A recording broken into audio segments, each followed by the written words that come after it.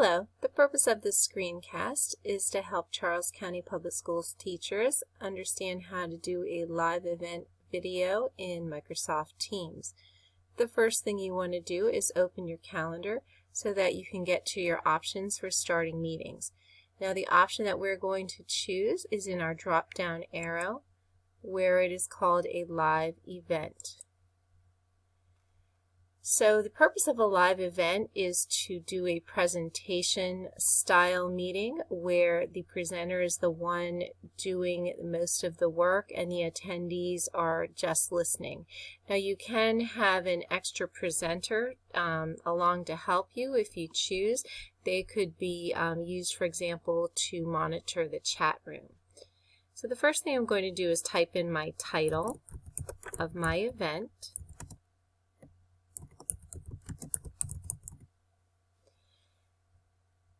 And I'll show you where you could invite a presenter by just typing in anybody's name that is in our organization. And then if you wanted to go ahead and click on them, it would invite them. I'm not going to do that at this time, but that option is available. The other options available on this screen are for you to set start and end times and a date in the future. Since I'm just going to model how to do this immediately in an event, I'm not going to choose any of these options. So I'll click on Next, and the next screen asks for permission. Who would you like to be able to view this event? So this is where you'll click on People or Groups and type in your team or class that you want to be able to view the event. Now you can always add more people in later once your recording is made and you get a link, but for now it's just going to be my team that I'm choosing in this window. Next I'll click on Schedule, and once the event is scheduled I can go up here and get a link, and again like any other link, it is copied to the clipboard so that you can embed it in a message, a chat, or even a document to send out to your students. You'll see that I am listed as the producer and that I have the option now of joining the meeting, so I'm going to click on Join so you can see what that looks like. So as you can see, it's showing my webcam and what is available to me. So I have my video option. If I turn off my video, what the attendants will see would be just my profile picture that I have submitted to Microsoft. So if you want them to view your video, turn that back on. And also you want to make sure that you unmute yourself when you join the meeting. Now this is a practice event, so I'm not going to have any of the other participants, but typically you will mute your participants upon entry as well. So I'm going to click Join Now, and now it's connecting so that in the screen, and I move down here, you'll see that there are different screens that show the options of how you're going to be running your meeting. So the bottom screen is a picture of what the webcam is seeing. This left tile screen is what they call the queue, so that's where you'll put content before it goes live. And then the right hand screen is where you will have your participants viewing their live event. It'll run much like a movie would. At the top of our window, you can see that I have a button. This is the record button. So right now the live event is not yet being recorded, so it is still white. When it is being recorded, it will be red. I have the title of the event as well as how long the event has been running. So I've been going for about a minute right now. As I go over to the right hand side, I have options for including meeting notes or for the chat room area.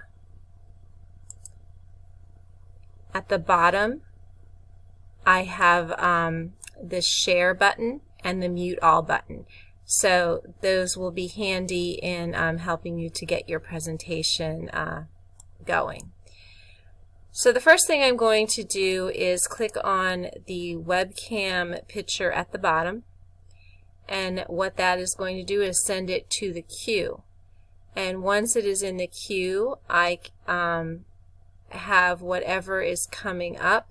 That's going to be ready to be sent over to the live event. So it is not yet sent over, and as you can see, nothing is yet started. So once I send this over to the live event, now I am in 3 places.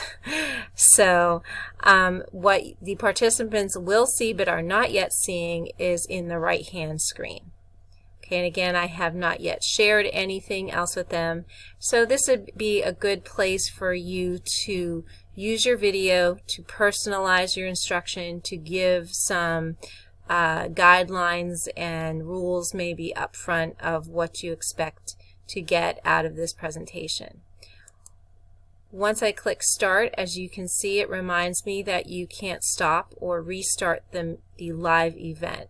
So unlike this screencast that I'm presenting for you right now, I don't have that option of going back and re-recording over something. So I'm going to go ahead and click continue, because I want to be able to start the live event. And now you can see that this box is red, and if I slide this up, you'll also see we have the red dot and it says I'm going live. So there's no doubt in anybody's mind that now this is a live session. Now you have options for what you want to do in your live sessions. You can certainly talk to the students, you can ask questions and open the chat room and host a Q&A. You could do a read aloud. You could show something if you had something you actually wanted to hold up in your web camera for them to be able to view. You have also the option of going out and getting content.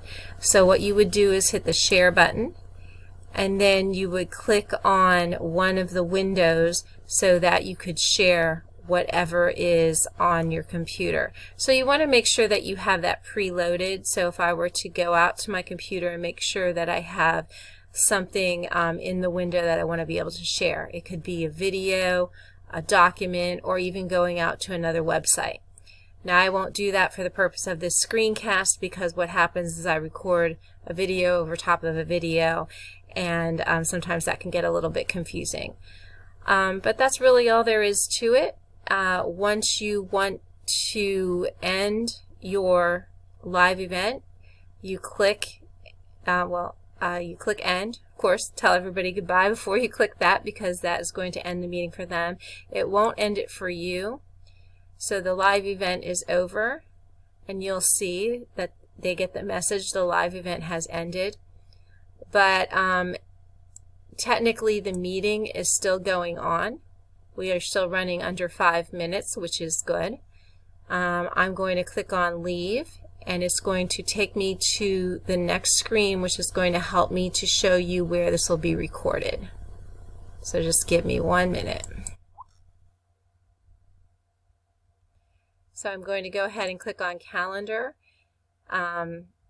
It had opened another screen, but in order to find what I need, I want to click on calendar, and it has not yet populated my meeting and recorded it for me, but it will work on that. It will just take a couple minutes, but it is found down here at the bottom.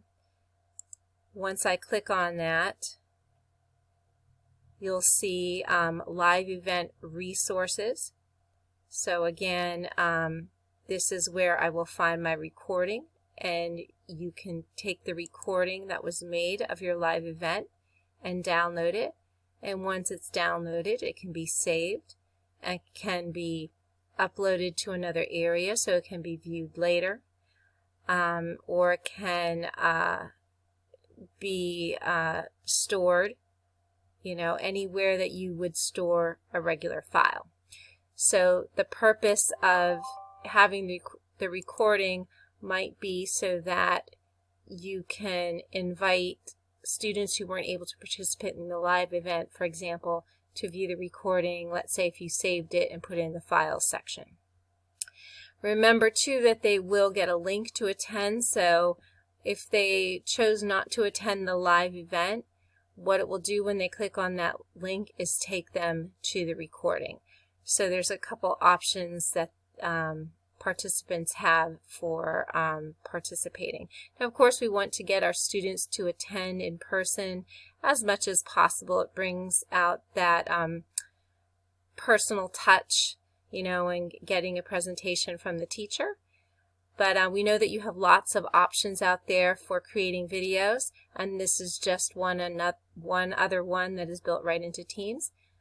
And I hope you found this screencast helpful.